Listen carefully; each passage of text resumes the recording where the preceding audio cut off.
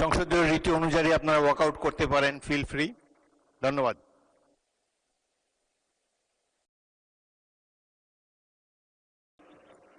গতকাল যখন দিবসের সর্বশেষ কর্মসূচি আলোচনা হয়,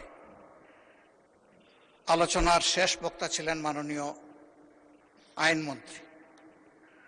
তিনি তার বক্তব্যে আমাকে একটু হয়তো খেয়াল করেন নাই ভালো করে, আমার কথাটা আমার তাই মনে হয়েছে, ইন্টেনশনালি উনি বলেছেন এটা আমি মনে করি না।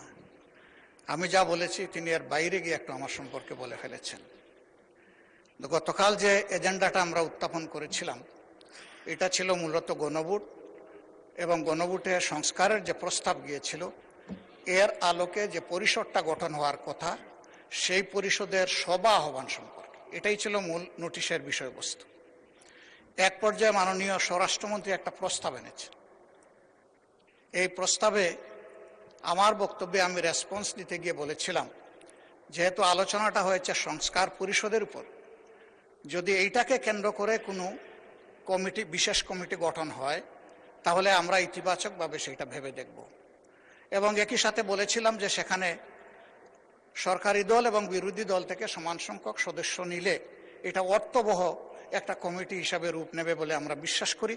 যেহেতু আমরা এখানে এসেছি সংকট নিরসনের জন্য, সংকট তৈরির জন্য নয়। এর উত্তরে তিনি তার কথা বলেছেন, আমার বক্তব্য যেহেতু আগে হয়ে গেছে বিষয়টা আমি ক্লারিফাই করলাম।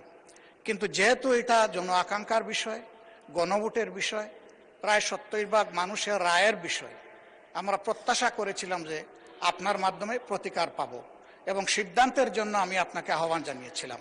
কিন্তু কোনো সিদ্ধান্ত হলো কিনা আমি বুঝতে পারি নাই। এই বিষয়টা আপনার কাছ থেকে আমি স্পষ্ট জানতে চাই। ধন্যবাদ মাননীয় স্পিকার। মাননীয় বিরোধী দলের নেতা, কালকের প্রস্তাবটি ছিল একটি মুলতবি প্রস্তাব। এটি আমার অনুপস্থিতিতে গৃহীত হয়েছিল।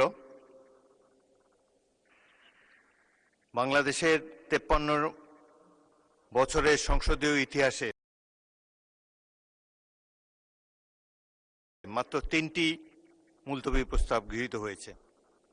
একটি জনাব আনোয়ার হোসেন মঞ্জুর, অপরটি ছিল গ্রেনেড হামলা সম্পর্কিত, আর একটি ছিল নূর ইসলাম মনির কোস্টগার্ড সম্পর্কিত। বছর পর বছর চলে যায়, কোনো মুলতবি প্রস্তাব গৃহীত হয় না সংসদে। তারপরেও প্রাণবন্ত আলোচনার জন্য ডেপুটি স্পিকারের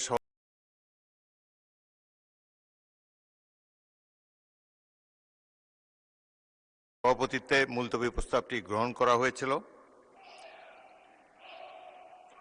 এই আপনি জানেন যে যেই সমস্যার সমাধান আইন প্রণয়নের মাধ্যমেই কেবল করা যায় সেটি নিয়ে মুলতবি প্রস্তাব হতে পারে না।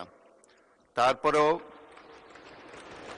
উদারভাবে বিরোধী দলকে কথা বলার সুযোগ দেবার জন্যে এটি গ্রহণ করা হয়েছে। আরও একটি আমি বলতে চাই, এই সম্পর্কিত আরও একটি নোটিশ, আরও একটি মুলতবি প্রস্তাবের নোটিশ আজকে আমরা বিবেচনা করব।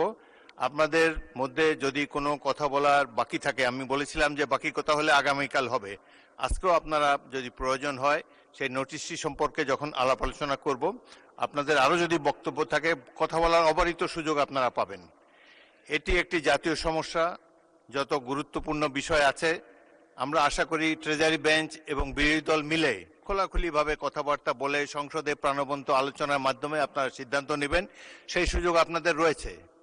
এটি মহান হাউস অব দি পিপল, আপনারাই ডিসাইড করবেন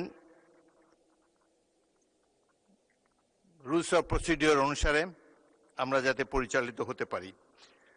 তো আমি বলেন।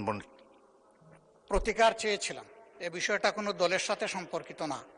যে বিষয়টা নির্বাচনের আগে সরকারি দল বিরোধী দল সবাই একমত হয়েছিলাম, এর সপক্ষে কথাও বলেছি, ক্যাম্পেইন করেছি। আমরা প্রতিকার যে পেলাম না, এতে আমরা না, এতে দেশবাসীর তাদের রায়ের প্রতিফলন হলো না, মূল্যায়ন হলো না। আমরা বিরোধী দলে বসে এই অবমূল্যায়ন আমরা মেনে নিতে পারি না, এই জন্য তার প্রতিবাদে আমরা ওয়াকআউট করছি। মাননীয় বিরোধী দল নেতা, আপনি আমার বক্তব্য তো সম্পূর্ণ করতে দিলেন না। আমি আপনার পুরো বক্তব্য শুনেছি, আপনার ওয়াকআউট করা আপনাদের অধিকার, কিন্তু আমি বলতে চাই যে আজকে একটু পরে আরেকটি মুলতবি প্রস্তাব বিবেচিত হবে, সেখানে আমার মনে হয় যে আপনি আপনাদের প্রশ্নের উত্তর পেয়ে যাবেন এবং সেখানে মন খুলে আপনারা আরো কথা বলতে পারবেন। সুতরাং আমার অনুরোধ হলো আপনারা ওটা শোনেন, তারপরে যদি ওয়াকআউট করতে পারেন প্লিজ ফিল ফ্রি। তবে প্রস্তাবটির ভাগ্য কি নির্ধারণ হয় সেটি আপনি দেখার জন্য একটু অপেক্ষা করে দেখতে পারেন। বিরোধী দলের নেতাকে মাইক দেন। হ্যাঁ, ওই নোটিশটাও আমাদের নজরে আগে কিছুটা এসেছে এবং আমরা মনে করি যে মূল নোটিশকে চাপা দেওয়ার জন্য ওই নোটিশটা সামনে আনা হয়েছে।